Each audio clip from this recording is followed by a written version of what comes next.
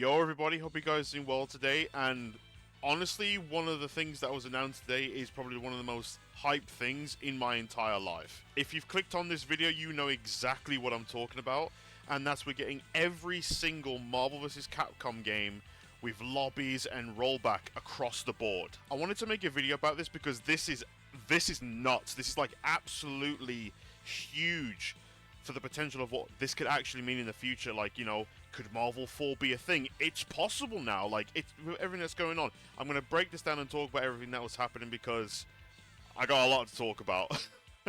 Let's get into it. Okay, so first of all, in terms of the ports that we're going to get for this, it's going to drop for the PS4 slash PS5. We're going to get a Nintendo Switch port and a PC port. I do think the weirdest thing about it is that we're not really getting an Xbox port. I think that is definitely like the weirdest thing about it, but just thinking about the fact that like myself and like anybody else watching this video, we're gonna be able to play like Marvel 2 on the go, which is fucking nuts, pardon my language, but that is just crazy to think about that. That's being an actual thing in reality now. Like, that's going to happen. So we know from the trailer that this will be releasing this year, and I do think it is very possible for the release date to be announced at the end of EVO 2024. So what this basically means is that EVO this year just got even more hype.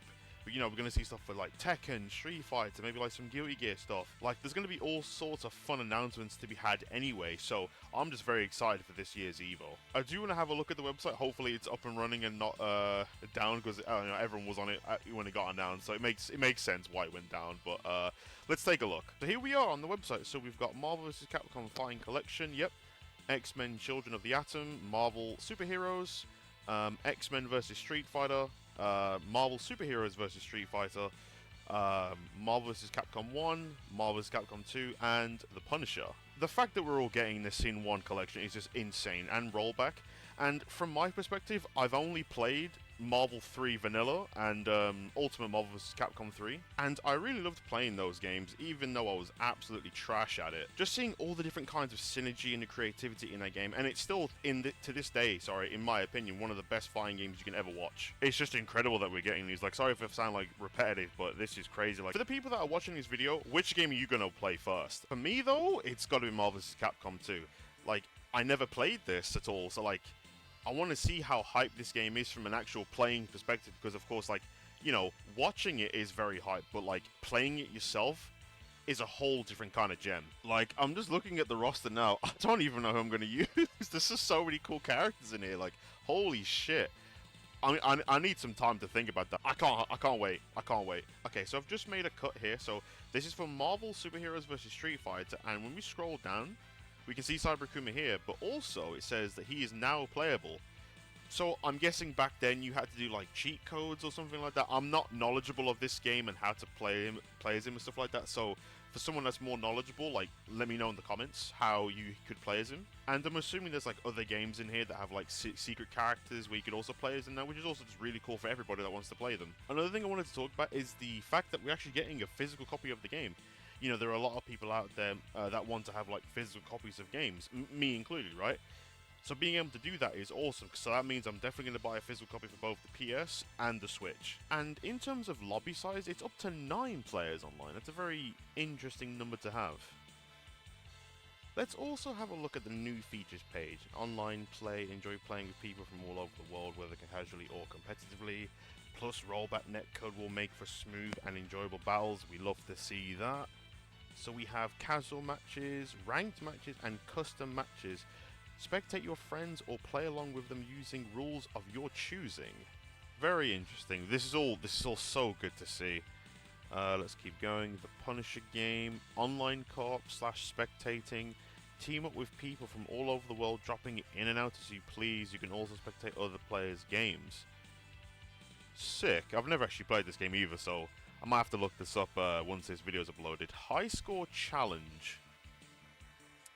Compete with other players for the highest score under set rules. Try for the spot at the top of the leaderboards.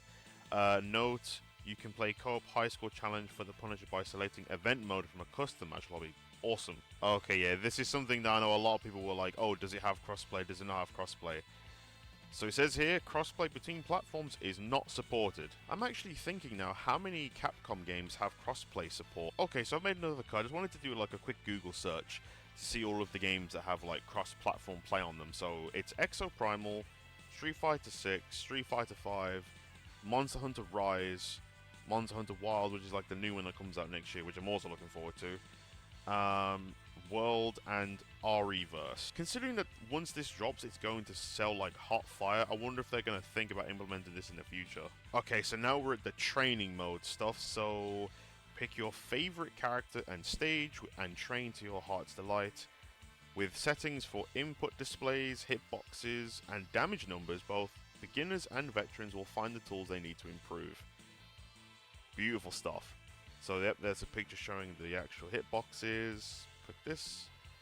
Dummy behavior, safe fall, advanced guard, record. Yep, this is all the good stuff that we want. This is all the stuff we love to see. Okay, what's next? Marquee card. You can view the original arcade release's marquee card at any time while playing. Give it a look if you're trying a game you haven't played before. Let's have a look. Oh, those look cool. Yeah, all the different inputs for the character. Yeah, this is sick. That's cool. Marvel vs. Capcom. You have dual attack, whole buddy character, crossover attack, crossover combination. Yeah, this is cool. God damn, that is... Jesus. Yo, this is cool. And obviously, I've never seen this in my life, so this actually, for a first time looking, this looks sick, honestly. Sorry, I didn't even mention this. There's also like save states, so you can just pick up straight up where you left off. So let's say you're on a lunch break, carry on after you finish your job, for example, or traveling somewhere. There's like modern controls, so like, you know, more accessibility, which is also a good thing. Honestly, I've got a headache. I need to lie down. There's just so much stuff going on, so much hype and potential of what this means for the future. So yeah, that's going to be the end of this video. Hope you guys like enjoyed the discussion of all of this stuff that got announced yesterday. Which game are you going to play first? Let me know in the comments. Hope you guys enjoyed the video. Subscribe and like if you want to. And I'll catch you guys in the next one. Peace out.